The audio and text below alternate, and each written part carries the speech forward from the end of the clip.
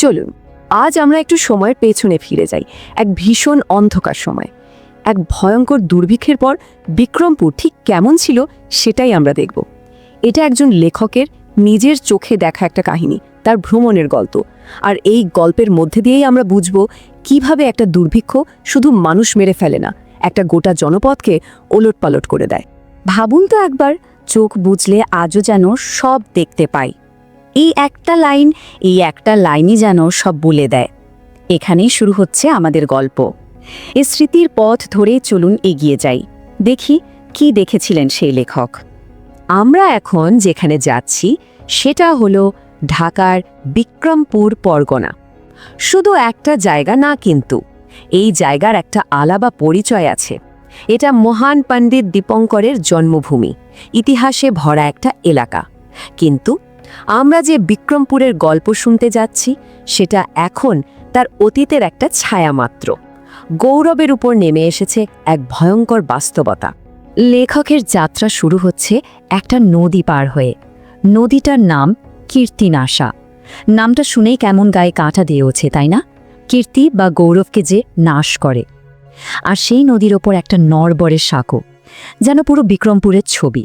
একদিকে তার উজ্জ্বল অতীত, আর অন্যদিকে ধ্বংস আর হতাশার বর্তমান। যতই গ্রামের ভেতরে ঢুকছেন লেখক, ততই বেশি স্পষ্ট হচ্ছে ধ্বংসযজ্ঞের ছবিটা। এটা কোনো গ্রাম নয়, এ যেন গ্রামের কঙ্কাল। চারিদিকে শুধু একটা ভারী ভুতুড়ে নীরবতা। দুর্ভিক্ষের ক্ষতগুলো এখানে আলাদা করে দেখাতে হয় না, মনে হয় যেন বাতাসের মধ্যেই সে আর্তনাদ ভেসে বেড়াচ্ছে। জীবনে কোনো শব্দ নেই। কামার বিপিন কর্মকার তার যন্ত্রপাতি বেছে দিয়েছে খাওয়ারের জন্য, তাই তার হাঁপড়খানা ঠান্ডা। মন্দিরে পূজার ঘণ্টা বাজে না, শঙ্খধ্বনি শোনা যায় না। পুরো সমাজটাই যেন ভেঙে চুরে গেছে। মুসলমান পাড়ায় মানুষ মরলে কবরস্থানে নেওয়ার লোক নেই, তাই উঠোনেই মাটি দেওয়া হচ্ছে। জেলে, তাঁতি, ঋষি, কারিগরদের পাড়াগুলো সব খালি। এমনকি ভাগাড়ে গরু মরলেও ফেলে রাখার মতো অবস্থা, তাই ঋষিপাড়ায় ডুগডুগিও বাজে না। মনুষ্যত্ব যেন দুর্ভিক্ষের আগুনে পুড়ে ছাই হয়ে গেছে। কিন্তু এই ধ্বংসযজ্ঞের আরেকটা দিক ছিল, একটা কালো দিক, যা হয়তো আরও বেশি ভয়ঙ্কর। যখন হাজার হাজার মানুষ না খেতে পেয়ে মরছে, ঠিক তখনই কিছু লোক এই মরণকে নিজেদের পকেটে টাকা ভরার সুযোগ হিসেবে দেখছিল।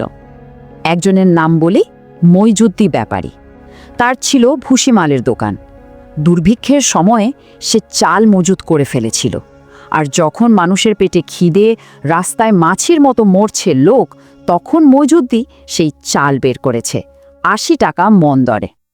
গ্রামের লোকেরা জীবন বাঁচাতে মাটির দরে জমি বেচেছে, আর মইজুদ্দি সেই জমি কিনে রাতারাতি বড়লোক হয়ে গেছে। তার টিনের চালা ভেঙে এখন পাকা দালান উঠেছে। লৌহজঙ্গের ব্যাপারীদের কাণ্ড তো আরও ভয়ঙ্কর। দিঘলির খাল, যেখানে তাদের দোকান, সেটা মরা মানুষে ভরে গিয়েছিল। দুর্গন্ধে থাকা যাচ্ছিল না। ব্যাপারীরা তখন কি করল? তারা ডোম ডেকে আনলো, টাকা দিয়ে লাশ সরালো। এবার হিসাবটা ভাবুন, মানুষকে না খাইয়ে মেরে তারা মাথাপিছু লাভ করেছে প্রায় ১০০০ টাকা, আর একটা করে লাশ সরাতে খরচ করেছে মাত্র ৮ আনা থেকে ১ টাকা। কি ভয়ঙ্কর, তাই না? আর ছিল কিছু ভণ্ডলোক, যেমন একজন হোমিওপ্যাথি ডাক্তার। দুর্ভিক্ষের সময় গেরুয়া পরে সন্ন্যাসী সেজে গিয়েছিল। কেননা সন্ন্যাসী হলে তো মানুষ কিছু না কিছু খাবার দেবে। মানুষের চরম অসহায়তাকে কাজে লাগিয়ে নিজের পেট ভরানোর এই এক ফন্দি। এই সব অন্ধকার, এই সব হতাশার মধ্যেও কিন্তু একটা ছোট্ট জায়গা ছিল যেখানে আশার আলো জ্বলছিল। সেটা হলো রানীনগর এতিমখানা। চালাতেন একজন খুব দয়ালু মানুষ, রহমান মাস্টার। প্রথমেই কথা বলা যাক আলী হোসেনের সাথে। বয়স ১০। আলী, সে যেন নিজের কষ্টটাকে লুকিয়ে রাখে অন্যদের যত্ন নিয়ে। তার বাড়ি ত্রিপুরায়। পরিবারের সাথে ভিক্ষে করতে এসেছিল স্টিমারে, কিন্তু হারিয়ে যায়। তারপর থেকে বাজারে বাজারে ঘুরে, দোকানের বারান্দায় ঘুমিয়ে, চেয়ে চিনতে খেয়ে তার দিন কেটেছে। যখন তাকে পাওয়া গেল, তার শরীরে ভয়াবহ চর্মরোগ। কিন্তু এখন ওই এতিমখানায় সে সবার বড় ভাই। ছোট্ট হরিদাসীকে তো সে চোখের আড়াল করে না। কেউ যদি তার বাবা মায়ের কথা জিজ্ঞেস করে, তখন চোখ দুটো ছলছল করে ওঠে। সাথে সাথে হরিদাসীকে কোলে তুলে নেয়, যেন কান্নাটা লুকিয়ে ফেলবে বলে। এবার শুনুন গৌরাঙ্গের কথা। তার পরিবারটাও শেষ হয়ে গেছে এই দুর্ভিক্ষে। ঋণ আর খিদের কাছে হেরে গিয়ে। গৌরাঙ্গের বাবা ছিলেন ঘরামি। গ্রামের বড়লোক জোদ্দারদের কাছে কিছু ধান ধার চেয়েছিলেন, কিন্তু তারা দেয়নি। শেষমেশ সবকিছু বিক্রি করে দিয়ে তার বাবা গলায় দড়ি দেন। তার মাও কিছুদিন পর কোথায় যেন চলে যায়। গৌরাঙ্গ সম্পূর্ণ একা হয়ে পড়ে। পরে এক ভদ্রলোক তাকে এই এতিমখানায় নিয়ে আসেন। আজিমুন্নেসা আর শুকুর বানু, দুই বোন। তারা শুধু না খেয়ে থাকেনি, তাদের উপর হয়েছে ভয়াবহ অত্যাচার। তাদের বাবা ছিলেন তাঁতি। তাঁত বেচে দেওয়ার পর না খেতে পেয়ে মারা যান। তার মা নতুন বিয়ে করে, কিন্তু সেই সংসারে এই দুই বোনের জায়গা হয়নি। এক আত্মীয় তাদের আশ্রয় দেয়, কিন্তু সেই আত্মীয়ই একদিন খিদের জ্বালায় কাঁদছিল বলে আজিমুন্নেসার মুখ চেপে ধরে গরম উনুনে, ভাবতে পারেন অভাব আর খিদে মানুষকে কোথায় নামিয়ে দেয়। পাড়ার লোকেরা এসে বাঁচিয়েছিল মেয়েটিকে, কিন্তু তার মুখের পোড়া দাগটা আজও রয়ে গেছে সেই ভয়ঙ্কর দিনের সাক্ষী হয়ে। এতিমখানার আরেক ছেলে মুজিদ, তাকে যখন জিজ্ঞেস করা হলো বড় হয়ে কি হবে, ছেলেটা মুঠি শক্ত করে বলল, বড় লোকদের শেষ করব। এই কথাটা কোনো মাস্টারের শেখানো কথা নয়। এই ক্রোধ, এই ঘৃণা, এটা তার চোখে দেখা নিষ্ঠুর পৃথিবীর ফসল।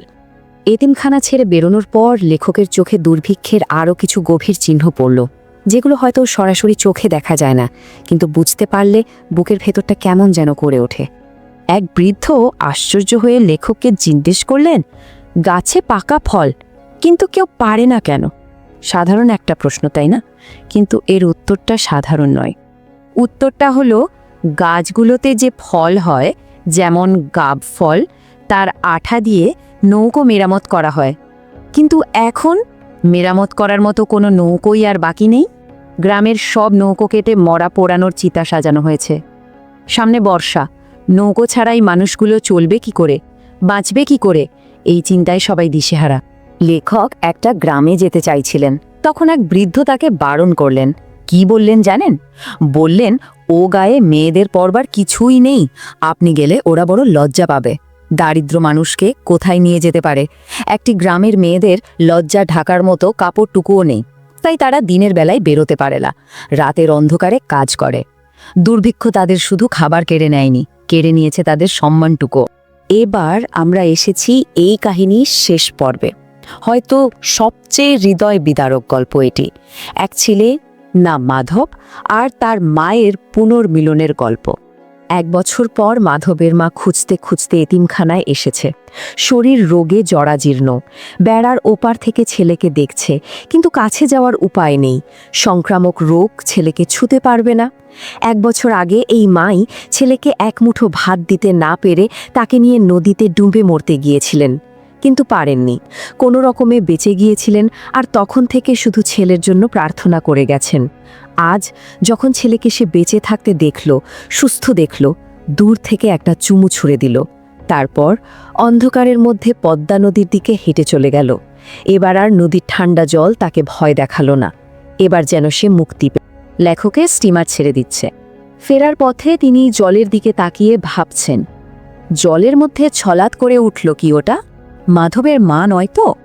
এ প্রশ্নের কোনো উত্তর হয় না, কিন্তু এই প্রশ্নটা ওই মায়ের ভালোবাসা আর বলিদানকে চিরদিনের জন্য নদীর স্রোতের সাথে মিশিয়ে দেয়। আর এভাবেই কিছু স্মৃতি রয়ে যায়, যা চোখ বুঝলেও কোনোদিন মুছে ফেলা যায় না।